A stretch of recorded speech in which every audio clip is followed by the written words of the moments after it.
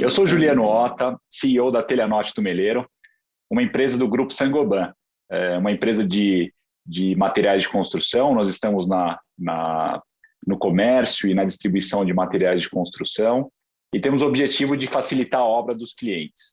Somos parte do Grupo Saint-Gobain, que é um grupo de 355 anos, que eu teria o prazer de contar a história um pouquinho aqui para vocês.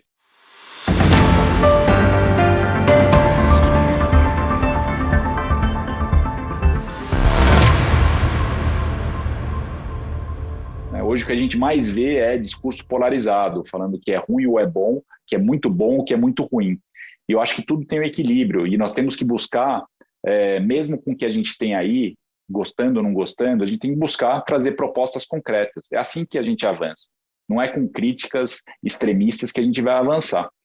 Porque a realidade é que nós temos um presidente e um governo que está aí até final de 2022. E nós temos que fazer de tudo para ajudá-lo, gostando ou não desse governo, e assim sucessivamente, que vai acontecer com o próximo governo, seja ele de esquerda, direita ou de centro. Em primeiro lugar, a gente tem que ajudar fazendo o nosso trabalho cidadão dentro da empresa. Nós temos que pagar os impostos, nós temos que contratar o máximo de pessoas possíveis, a gente tem que investir no nosso país. Investir no nosso país é uma das melhores formas de ajudar o governo. Nós colocamos aqui de dinheiro em diversos anos, isso é um sinal de confiança, e a gente vai trazer um emprego e vai trazer muitos benefícios colaterais, eu diria assim. Nós temos um papel social muito importante, porque não é só o governo que cuida da parte social. As empresas precisam aumentar a sua inclusão e representatividade dentro delas, trazer pessoas menos beneficiadas para dentro de casa e contribuir, inclusive, com a educação básica dessas pessoas. Nós temos um papel extremamente importante com as comunidades em que nós estamos inseridos, de ajudar essa comunidade, de estender a mão para isso. E, logicamente, a gente não pode esquecer do meio ambiente, a gente não pode deixar uma pegada grande nesse sentido. Então, se a gente fizer já toda essa parte da empresa, a gente ajuda bastante. Mas eu acho que dá para fazer mais. Nós empresários, empresas, temos uma voz muito forte. Nós temos que exercer essa voz através das associações, em primeiro lugar. Eu, por exemplo, sou muito engajado com o Instituto para o Desenvolvimento do Varejo. Eu sou conselheiro e lidero ali um comitê de pessoas ESG.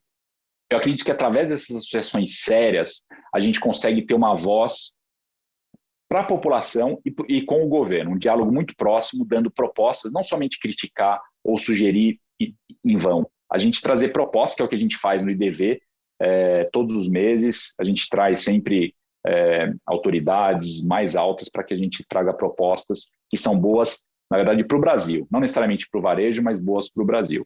E, logicamente, a gente tem uma voz ativa na sociedade, a gente tem que dar o exemplo, a gente tem que pedir, a gente tem que trazer um equilíbrio nesse discurso muitas vezes polarizado. É muito fácil cair naquela velha forma de falar que tem que ser feita a reforma, né? E daí todo mundo já está cansado.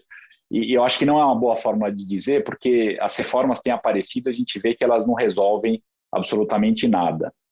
O que a gente tem que ter na cabeça são princípios. Eu acho que tem um princípio que é básico e que nós não cumprimos há décadas, que é a simplicidade. Isso vale, inclusive, curiosamente, é um dos princípios que eu coloco na minha empresa. Um valor principal que nós temos é a simplicidade. E nós precisamos, num país, ter a simplificação como um eixo de progresso, porque a burocracia é um limitador de crescimento e desenvolvimento da sociedade. Hoje, para você pagar um imposto, você precisa preencher não sei quantas obrigações acessórias. Então, você gasta... eu vi um estudo recentemente que falava que as empresas brasileiras gastavam 1,5% do seu faturamento somente para pagar imposto, fora o custo do imposto. Então, a simplificação, para mim, é um eixo fundamental. Um outro eixo é a questão da produtividade. E a produtividade engloba um assunto que virou muito falado, mas pouco executado, que é a questão da educação. Para a gente ter um país desenvolvido, a gente precisa ser um país produtivo, mas uma produtividade baseada na educação. E eu falei um pouco para você na construção civil, que vale para os outros setores. Nós precisamos buscar uma educação que seja efetiva. Não estamos falando aqui de criar PhDs ou mestrantes. A gente precisa criar aqui pessoas capazes de trabalhar. Hoje nós temos por volta de 12 milhões de jovens que não estudam e que não trabalham. Por quê? Porque falta uma educação básica e principalmente uma educação profissionalizante, que dê as mínimas condições para eles entrarem no mercado de trabalho, porque tem demanda. E hoje o que a gente mais ouve dizer é que tem procura de funcionários, mas a gente não tem capacitação suficiente. Então, para mim, esse é um problema básico. E a questão da educação exige um pacto multimandato. Não é um problema que será resolvido em 4 anos. Tem que ter um pacto da sociedade, eu acho que tem diversas ONGs trabalhando nesse sentido, para que a gente tenha uma visão multimandatos aqui, de 2, 3, 4 mandatos, para que a gente chegue a um nível aceitável. E logicamente, quando a gente fala de reformas, né, além dessa simplificação, a gente precisa reduzir a máquina do governo. Não adianta a gente falar em reforma tributária que vai aumentar a carga das empresas, sem a gente falar de uma redução do custo da máquina do governo. Isso implica em medidas extremamente impopulares, né, que os governos sistematicamente não tocam, que é mexer no funcionalismo público, mexer na estrutura dos poderes, né, do poder judiciário, legislativo e o próprio poder executivo, que custam muito. Enfim, tem diversos assuntos polêmicos aí, né? Eu acho que um CEO do Brasil tem uma agenda muito rica, e eu acho que a chave disso é a gente conseguir ter uma clareza do que a gente quer de verdade, né?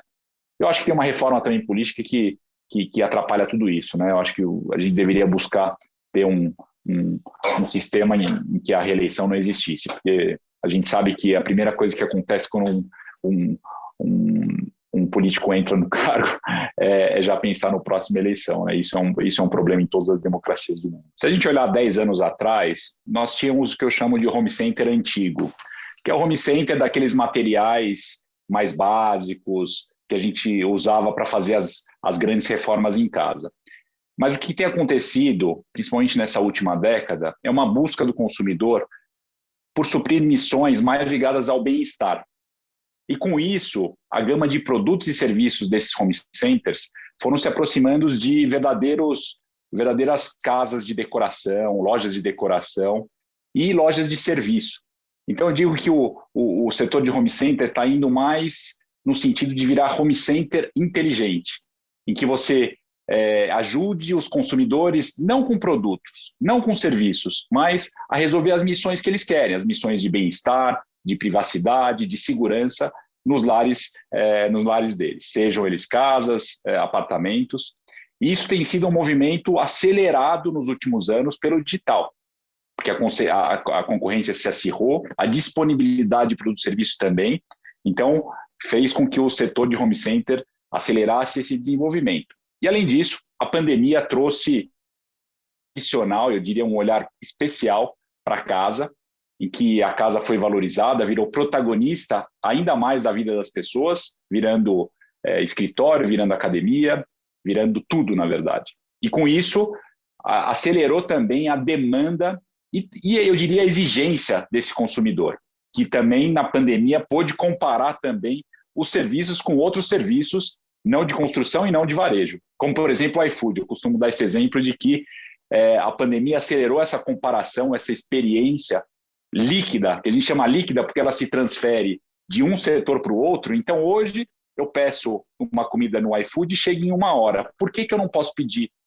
algum material de construção e chegar em 1 hora na minha casa? O consumidor está se perguntando e está forçando a gente a entregar em 1 hora na casa dele. O prazo médio desse setor era por volta de 3 dias. Alguns entregavam em 2 dias, que era o nosso caso, e não tinha nenhuma loja de material de construção que entregava grande parte dos seus produtos no mesmo dia. E a gente inovou.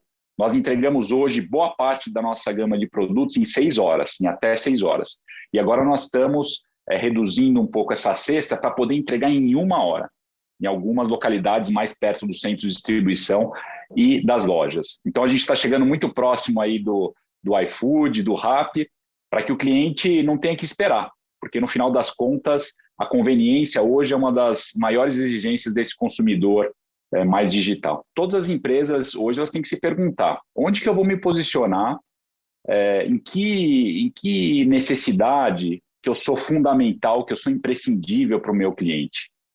Todo mundo tem que se perguntar isso. E, de acordo com a necessidade que a gente for suprir do consumidor, por exemplo, a gente gosta de suprir essa necessidade de facilitar a obra. ou seja, tudo que é fornecimento de produto, de serviço, e a gente acha que a gente é imprescindível nessa jornada. Só que tem alguns aspectos em que nós não conseguiremos fazer da melhor forma. Eu dou um exemplo mesmo da logística. Vão ter casos em que a gente não vai conseguir entregar em 1 hora. Nós teremos que fazer parcerias com plataformas, com empresas de logística que vão poder fornecer esse serviço para os nossos clientes. E o mesmo vale para as empresas pequenas, para os nossos concorrentes, que podem se associar, inclusive, a nós mesmos para fazer essas entregas. Eu acho que a gente está num mundo de colaboração, muito mais do que concorrência. Uma coisa que eu gosto de dizer muito no nosso mercado é a utilização de arquitetos e designers. A gente sempre ouviu falar que arquitetos e designers eram para rico. E isso não pode ser uma verdade. Num país que tem tanta casa para construir, né, por que arquiteto e designer tem que ser só para gente rica? E esse é um dos propósitos que nós temos, de democratizar esse acesso aos clientes, a esses serviços de arquitetura e design, para que eles consigam planejar melhor a obra. Então, também é uma mudança de mentalidade. Nós temos um serviço gratuito hoje que permite aos clientes, mesmo os clientes que têm menos renda, que eles consigam ter uma visualização 3D de um ambiente da casa, que eles consigam planejar as etapas da obra, que eles consigam planejar os materiais que mais se adequam às suas necessidades, e assim conseguindo fazer uma obra muito mais barata e muito mais rápida. Então, é uma nova mentalidade que exige que a gente também trabalhe de uma forma diferente. O que a gente vê teve realmente uma ressignificação da casa. A casa vai passar a ser o escritório, mesmo que não seja full-time, né, que não seja em tempo integral, vai ser durante um tempo, pelo menos 1-2 dias por semana, então vai ter que ter um espaço de escritório em casa. Às vezes academia a gente pode fazer mais jantares em casa com os amigos. Então esses hábitos, na minha opinião, vão ficar. Agora, o que vai mudar depois da pandemia é que a possibilidade de gastos com outras categorias vai aumentar. As pessoas vão começar a viajar. Então, se você gasta com viagem, você não gasta com reforma em casa. Vai poder circular mais, vai comprar mais carro. Então, vai ter uma concorrência de materiais de construção com viagem, com carros, e isso deve mudar. Mas eu acho que é uma mudança muito, muito importante que aconteceu para casa e para a construção em geral. Tem, sim, uma melhoria da percepção desse ativo que já era bem percebido pelos brasileiros, né? Então só reforçou o que já era muito forte. Uma coisa que foi curiosa foi o aumento da procura por casa durante a pandemia, porque as pessoas vendo que iam ter que passar mais tempo dentro de casa, preferiam ter uma casa com jardim do que um apartamento pequeno. Isso é uma tendência que está se confirmando, inclusive, nos lançamentos de apartamento que buscam ter casas, eles chamam de casas verticais, né? Apartamentos que tenham uma área de lazer própria maior e até mesmo uma área compartilhada maior. Até vi num outro lançamento que tem agora apartamentos com home office que não ficam dentro de casa, é um home office dedicado dentro do condomínio. Achei super interessante, eu acho que responde bem à tendência de estar em casa, mas ao mesmo tempo você tem uma certa privacidade das crianças, do barulho da casa, só que é um passo da sua porta de entrada. Isso aí eu achei bastante interessante. O que a gente vê também é uma busca das construtoras de oferecerem, além da construção, serviços. Nós temos diversos exemplos de construtoras que estão vendendo apartamento por assinatura. E o que significa isso? Ao invés de eles venderem um apartamento, depois entregarem a chave e acabar a história, eles estão vendendo o apartamento já com decoração, com jardinagem, com manutenção, com serviço até de aluguel de carro, ou seja, dando a maior conveniência. Uma coisa que vai ficar realmente dessa pandemia é o consumidor conveniente. O consumidor quer cada vez mais conveniência. Eu acho que em todos os setores, e no nosso especificamente, a gente tem muito a oferecer, porque a gente está dentro de casa, a gente convive com o consumidor. Então, abre um leque muito grande de possibilidades de serviço para a gente. No primeiro momento, o que mais vendeu foi decoração, a parte de manutenção, né, aqueles pequenos ajustes hidráulicos, elétricos, quando a gente começa a usar muito uma torneira, uma tomada quebra, então a gente precisa repor, e também a jardinagem. Esse foi o primeiro momento. Então, todo mundo querendo buscar essas melhorias mais aparentes. Depois, com a extensão da pandemia, as grandes obras apareceram. Então, o grande destaque dessa segunda metade que a gente está vivendo ainda são os acabamentos. Pisos, louças sanitárias, torneiras. Então, está vendendo muito. Isso mostra que as pessoas estão querendo realmente mudar a casa, porque quando você muda o piso, você tem que mudar diversas coisas também. Pintura tem vendido bastante. Então, uma mudança realmente, as pessoas querem estar numa casa mais agradável, numa casa mais bonita, numa casa mais funcional. E isso tem realmente estimulado as vendas. O que também traz um certo problema, porque a cadeia de produção não estava preparada para tanta demanda. Então, gera uma ruptura de estoque, que a gente tem trabalhado em conjunto com os fornecedores, mas gera também esses percalços, os prazos para receber os produtos estão mais longos, mas isso faz parte, né? Faz parte de um cenário em que tem muita demanda, felizmente. Nós temos problemas pontuais hoje, muito menos graves do que a gente viveu há 3, 6 meses atrás. Hoje nós temos prazos longos para pisos, temos prazos longos para ainda produtos ligados aos metais, né? Os metais estão sendo muito consumidos no mundo inteiro hoje com essa retomada da economia.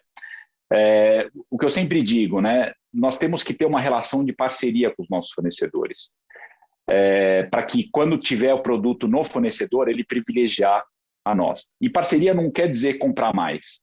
Parceria significa ter uma relação equilibrada, ter uma relação ganha-ganha. Não é porque eu sou cliente varejista que eu tenho que apertar o meu fornecedor sempre. Eu tenho que apertar quando tem que ser apertado e eu tenho que dar quando tem que ser dado. E essa relação que a gente tem buscado nos últimos anos e foi muito, muito positiva para esse período de pandemia. Nós conseguimos alargar prazo de pagamento quando a gente precisou, nós conseguimos ter produtos antes quando foi necessário, nós tivemos que reduzir o estoque em alguns momentos, conseguimos reduzir, em alguns momentos aumentar, e tudo isso foi possível graças a um diálogo que a gente mantém com a nossa cadeia de abastecimento. Caso contrário, não teríamos conseguido.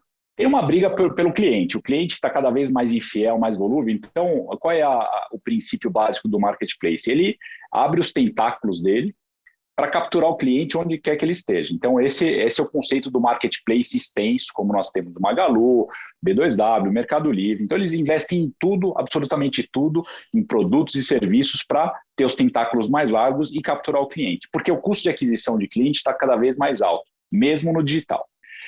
E aí, o que sobra para os especialistas como nós, de setores? Sobra uma fatia muito importante. No nosso segmento, especificamente, a venda consultiva é extremamente importante. O que eu sempre digo é, nós estamos em marketplace, então os nossos concorrentes são nossos parceiros, nós vendemos neles, então eles concorrem também com a gente, mas eles acabam concorrendo de igual para igual em produtos que necessitam de menos assistência, em produtos comparáveis. Onde que vai estar a nossa diferenciação? Nós devemos criar um marketplace vertical, ou seja, agregando tudo que é para casa, em que a gente vai poder trazer esse conselho, essa expertise, até mesmo benefícios de fidelidade para o nosso cliente, que um marketplace grande, amplo, generalista não vai conseguir. E nós temos que cada vez mais ter uma curadoria de produtos e serviços melhor. Então, aqui a gente vai ter muito mais oferta de pisos do que o marketplace vai ter. O nosso serviço de logística, de pisos especificamente, vai ser melhor. O nosso vendedor de pisos vai ser melhor do que o marketplace. Então, a resposta está muito mais no serviço ao cliente do que propriamente no produto. Fora o desenvolvimento de produtos exclusivos, que é uma coisa muito específica a cada setor. O setor pet tem alguns produtos exclusivos, o setor de construção também vai ter alguns produtos exclusivos que não vão ter necessariamente no marketplace. Mas o que eu vejo é um caminho sem volta, essa briga por tentáculos adicionais. A gente tem que ampliar a nossa ação, não podemos ficar apenas como home center, nós temos que ser realmente o marketplace da casa e da construção. Agregar parceiros, que a gente já tem feito, a gente tem trazido, por exemplo, parceiros de eletrodomésticos, que é uma coisa que a gente não vendia como home center. Então, a gente vai trazer também parceiros de imóveis, que a gente não vendia necessariamente como home center. E a gente vai tentar capturar esse cliente que está no momento da construção, da reforma ou da decoração da casa. Luís XIV queria, no seu reino Sol, que ele chamava, construir uma sala de espelhos que refletisse luz, como o reinado dele deveria refletir. E não existia essa tecnologia de espelhos na França. E ele decidiu, junto com o seu ministro da economia da época, o Colbert, criar uma startup chamada Saint-Gobain, e trouxe tecnologia, inventou tecnologia, e com isso ele construiu a sala de espelhos. Foi uma necessidade específica. E a partir daí, a Saint-Gobain, ao longo desses 355 anos, ela se diversificou, continua construindo vidros e espelhos, mas ela passou a fabricar materiais de construção, a distribuir materiais de construção, fabricar materiais inovadores para a indústria. Então, essa é a história de uma startup de 355 anos que até hoje inova nos seus modelos de negócio e nos materiais.